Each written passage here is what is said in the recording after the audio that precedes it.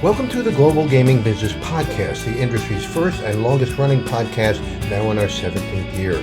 I'm Roger Gross, the publisher of GGB, and this week we have a conversation with Bill Miller, the president and CEO of the American Gaming Association, on a wide range of topics as we run up to the revitalized G2e to be held in October. This week's podcast is sponsored by IGT with its newest MLP theme, Prosperity Link. It's a hit and performing at over 3 times versus house, according to the ILO's June report. Learn more at IGT.com/prosperity.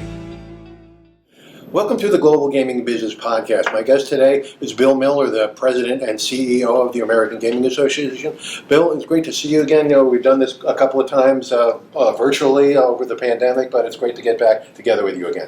Roger, first of all, I appreciate the partnership and very much appreciate being with you and actually hosting you here in our offices in Washington, D.C. It's always great to come, except on the middle of a summer day when it's 95 degrees out. And 100% humidity. Exactly, so, right. Yeah. No, it's, we know heat in Vegas, but we don't know humidity. So no, well, you're getting full dose of it today. Absolutely, right. So let's talk about, what's happened since the pandemic has wound down here. Gaming just had a record-breaking year revenue-wise. It looks like 2022 will surpass that even. But of course, now we have this shadow of inflation rolling over us, higher gas prices. People may not be as willing to drive to the casino as much as they have been in the past. How should the industry respond to these kind of real-world concerns? Well, first, I think it is important to kind of remember where we just came from, right? Mm-hmm. I mean, we came from the nadir, right? The absolute 989 casinos all across America, every single one of them shut down for months. Yep. Furloughs of tens of thousands of people. No area in the country probably more badly affected than Nevada and Las Vegas, but we're in 44 states and literally. Every one of these communities were negatively impacted, both from tax perspective, from an economic perspective, and to see where we've come from that to what we are really pre-pandemic numbers in terms of GGR, certainly in the commercial space. And I talk to the travel guys all the time, and they say the same things that the bounce back has been extraordinary. Mm-hmm. But you also mentioned a couple things that are really important and really, they're clouds on the horizon. Sure. And they include things like supply chain and labor shortage and interest rates and kind of where are we as an economy and the inflation and gas prices, particularly as it relates to regional casinos. So I think that if I were to look at the world today, remembering what the world looked like in the dark days of 2020, extraordinarily great. Sure. But we have to be we have to be at least concerned a little bit about the overall state of the economy and what does it mean for our industry. Sure, absolutely. And with the expansion of gaming, the interest rates have to be a little worrying. Even when you look at some of the consolidation that we know is coming in the sports betting field, I mean that's got to impact that a little bit. I think that what you've always seen in this industry is that there has always been expansion into new segments and competition, and then consolidations and M&A. And I think that you see it in really all business here in America. But I think in the gaming industry, and as it relates to sports betting and fintech and a number of these kind of cutting-edge pieces of our business, I think it's natural to see some consolidation in the next couple of years. Sure. Well, let's talk about sports betting. I think this is certainly the capstone of your time at the AGA. I think without the lobbying and the information you put out, on a daily basis at the heat of the legalization process, it wouldn't have happened. How gratified are you that so many states have actually legalized or sports betting up to this point? Look, I've spent most of my life in either government or advising government, lobbying government, working on campaigns and that sort of thing, and I've never seen anything move quite as quickly as this. We're now legal in 35 states plus the District of Columbia, operational in 30. Mm-hmm. And to think about, it was May of 2018 that the Supreme Court ruled. And to see that much happen so quickly, it has been really gratifying. Yeah. And I think importantly, it's been gratifying to see a number of the players that aligned in this space and some that didn't and some that kind of evolved their thinking around what does sports betting mean? Is it a threat? Is it an opportunity? Yeah. Is it something that's a positive or something that is a challenge? And I think that what we've seen is excited. We've seen politicians recognizing that their constituents have been betting on sports for decades. The question is whether they think it's a good thing for them to be protected, the consumer to be protected, and I think that they've reacted positively. Sure, no question. Some states, though, really haven't gotten the memo when it comes to making the operating environment comfortable and potentially profitable for the companies, with the high tax rates, high fees to join, and then some regulatory hurdles as well. Is this going to be a problem in the long run? Well, I think that one of the things that is important is to think about what we have been able to get right. What we've, by and large, been able to get right is that the states have recognized that there is an illegal market out there, and that particularly when you're talking about mobility, you have to create a product that gets the consumer to move away from the illegal market into the legal market, and that involves tax rate and regulation and some of the other issues. We need to make sure that we're providing a safe alternative to the legal market that provides taxes and jobs and consumer protections. But part of that is what's the government's role there? And if they tax it too high, the bettor's going to stay in the illegal market. And that's the thing that we, by and large, have been successful, with a couple of exceptions. Okay. We just saw New York officials bragging about how much tax revenue they got, and of course that means they had a lot of bets coming in as well. Do you think they're being a little premature in celebrating how much they're going to profit off of this? Well, I think that what they saw in the early days when New Jersey was legal and they weren't, that they saw New Yorkers taking the path across the river into Jersey City and Hoboken and other places in order to place bets. And so they've arrested that. Yeah. And that's a good thing. And, I think that probably New Yorkers, New York politicians recognize that it's better to keep that money within the boundaries of the state. But bettors become pretty sophisticated over time. And when they see that because of the high tax rate that the operators within that state are either curtailing their operations or investing in other jurisdictions, the success, that short-lived success, may be a reality going forward. And I think that's unfortunate. And so my hope is that New York has been talking about downstate casinos, additional opportunities for expansion, and that my hope is that during that period of time, we'll have an opportunity, collectively as an industry, to help inform those legislators in Albany about the competitive nature of the industry and what happens when you make the tax rates prohibitive. Okay. So, obviously one of the goals of legalizing sports betting was to eliminate or at least lessen the influence of illegal sports betting. We just had several congressmen from the Congressional Gaming Caucus send a bill to the Attorney General. Do you think that's the way to go? My view is the illegal market, whether it's skill-based machines or offshore online websites, are corrosive, and they don't offer any consumer protections. They certainly don't offer any ability to create taxes that help fund social services and those sorts of things. They don't help with jobs or community development and support for the communities. And so we should be doing everything in our collective power to try and weaken and destroy the illegal market. And so the letter that I sent to the Attorney General highlighting these two important illegal areas, the offshore and the skill-based machines, was an intent to begin a dialogue with federal law enforcement. And we have had that dialogue at the FBI level. We've had that dialogue with U.S. attorneys across the country. I was just in Boston at Nickel G's speaking on this very subject. I think that we're going to continue to press this issue because it is critically important that we do everything that we can to protect the consumer and protect the legal regulated industry against people that don't play by the rules. Sure. Would it make more sense, however, to go through the State Department? A lot of these companies are based in little small countries that get lots of U.S. aid. Have them go to the leader of their country and say, "Hey, kick this guy out, or you're going to get less aid." That's pretty direct. Trust me, I've talked about this with my team. I've talked about this with folks over at the State Department. Can we get them to prioritize this? Look, we have bilateral trade agreements with many of these countries, and putting this in as a priority issue, I think so far has been somewhat difficult. Yeah.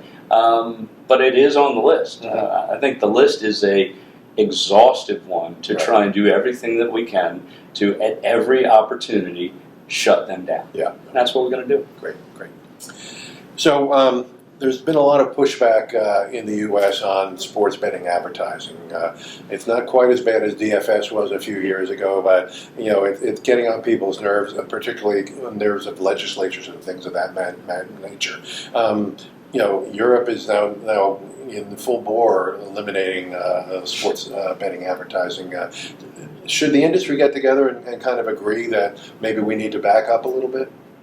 Well, I think there's some challenges there. I share your concern about the amount of advertising. I think that what we saw last fall, particularly, was that there was a heavy push to move people. Right. Again, it's important to remember, people have been betting on sports as long as there have been sports to bet on. Right, sure. They've all been betting on it illegally up until Passbill was repealed. Right. And so advertising is an important vehicle to move the bettor who, and we've done surveys that say that the bettors by and large thought they were betting on legal websites, right, exactly, yeah. And even though they weren't. And so now, how do you move that bettor from an illegal website to the legal marketplace? Advertising is an important piece to this. Sure. So we're working on it. I understand that in the early parts of the NFL and college football season, they were on all the time. I've got two little boys,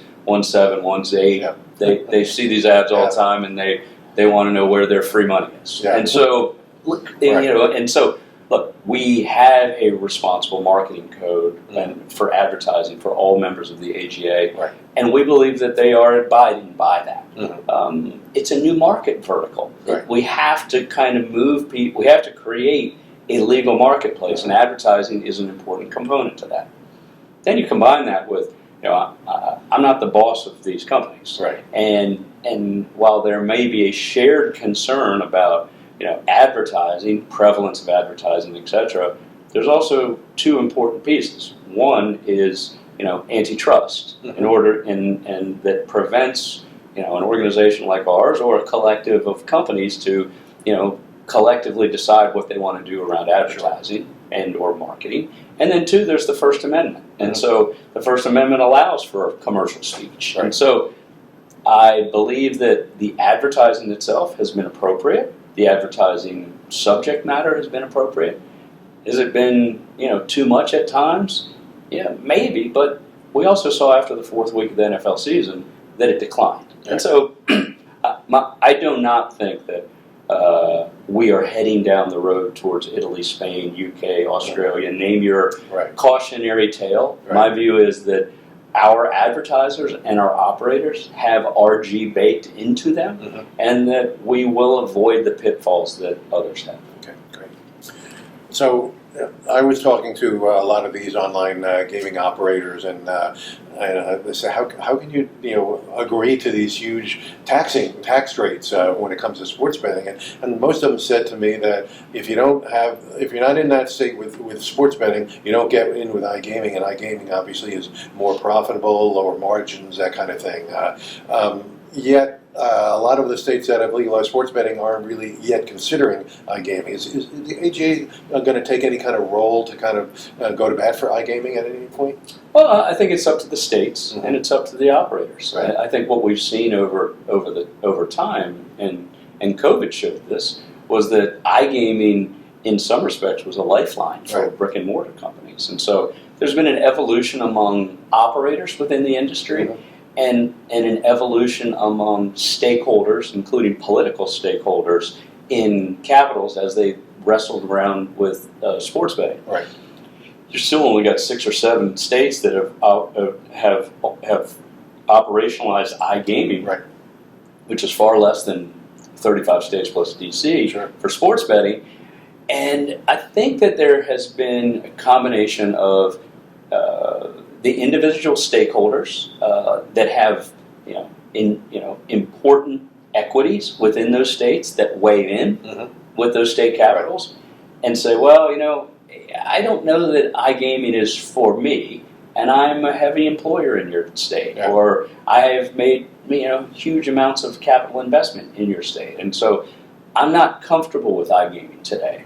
And then politicians might say, I'm okay with moving sports betting, but I might not be okay with iGaming. Yeah. So my view is that sports betting is an opportunity to kind of open up mobility, and iGaming is a casino experience in via mobile. Right. So I think that we will see a continued increase.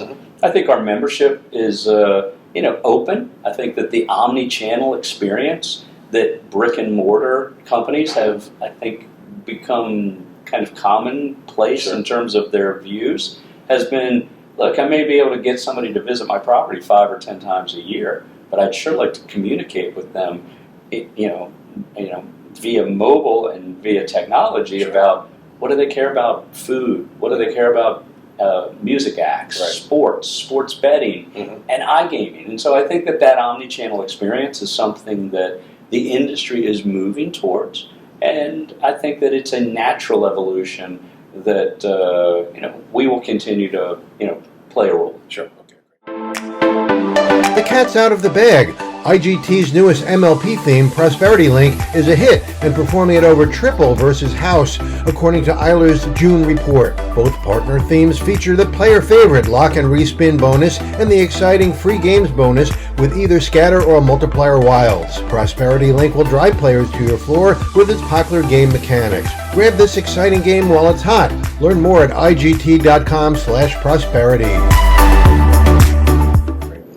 So obviously you mentioned RG. That's obviously become much more out front with the legalization of sports betting. But we just have a piece that's going to run in our August issue from Art Pikowski from the International Center for Responsible Gaming, a group that AGA helped to form back in the day. And Art is saying that we need a lot more research. I mean, a lot of these problem gambling organizations are saying we're getting a lot more calls, but he said, does that really equate? I mean, we don't know what that equates to more problem gambling because studies haven't been done. Do you think there really needs to be way more studies being done on sports gamblers? I do. Yeah. I think there is not enough research, scientific-based research on what does technology mean to RG? What are the impacts around payment modernization, something that I've championed? Loyalty programs and kind of the dynamic that includes mobility, sports betting, and increased offerings. I think we absolutely need more academic research, more health behavioral scientists in this, and so I share Art's view, and I'm honored to sit on ICRG's board, and I do believe that them leading and creating opportunities via grants and others is long overdue. Yeah, no question. And speaking about gaming, most major gaming companies have some pretty rich, detailed RG programs, but unfortunately, they're not all alike, and some of them are kind of very different than others. Does there need to be some sort of industry standard, kind of a minimum standard for RG programs, so there's at least some element of togetherness, I guess I'd say? Well, I'm relatively new to the industry, but the Reno model, which was kind of built around a collaborative effort between I think led and brought together by Phil Satry, who's then CEO of Caesars and Harvard, and a number of other both academics, people that were in the problem gambling space, to come together to talk about what should be a blueprint or standards for employee training and for better understanding of what are the symptoms and of the signs of problem gambling. And I think that has been incorporated. And I think that, yes, different states have different requirements. Different states have, both tax and, required monies that are set aside. The RG and PG, or problem gambling space, has probably never been better funded. Right. Sure. It doesn't speak to the question that you asked a minute ago, which is, do we think there should be more research done to better understand in a modern technological world what are the risks? I do think that is very important to revisit in a much more comprehensive way. But my view is that as it relates to responsible gaming, it is in our DNA. Right. It is why the U.S. population, the U.S. consumer, views this industry favorably. And it's different from Spain. It's different from Italy. It's different from the UK. It's different from Australia. And that's intentional. And that is, we're not seen as predatory. We're seen as a good community partner. We're seen as a great and fun alternative for people to spend their discretionary entertainment dollars. Okay. So the AGA just launched an initiative on human trafficking, and I admit that I'm pretty guilty. Didn't know that this was happening so frequently in the casino industry, and now that I've seen some of the facts, it's woken me up, and it's very, very important that you did this. What kind of led you into this decision to form this task force? I will say this, that I had a number of regulators that had brought this up. I think about Ronnie Jones, former head of the Game Control Board of Louisiana. This was a passionate issue for him. The guy who hired me, the former chairman of the AGA, Tim Wilmot, this was an issue that he cared deeply about. Many of the member companies have said, look, we're part of the hospitality industry. And in the hospitality industry, sex trafficking, human trafficking exists. Sure. And so we need to take a leadership role here. And so, I have a great team within the AGA that's committed to this. National Human Trafficking Month is January. We launched in September. We launched this initiative. We released some principles just actually a couple weeks ago in Boston in conjunction with the Nickel-G's conference. And I think that look, it's a moral imperative for us. I think that it's something that our companies companies want to lead on. The employees want to better understand what are the signs of human trafficking, and to our role in being so consumer facing gives us an opportunity to really help try and knock this out. Yeah. Okay. Great. So in New Jersey, there's a bill working its way through the legislature that would ban all smoking in Atlantic City casinos. Right now, there's a stipulation that allows them to have 25% of the floor dedicated to smoking, but apparently the employees are not real happy with it. Certainly, the casino employees and dealers. And as a former dealer myself, I can attest to it's not fun. But is there? And we've seen some new data coming through where it doesn't really impact the operations, the revenue of a casino as it once used to. We've seen more studies coming out on that. So, what's the AJ stand on that? I mean, are you going to back it or just hands off at this point?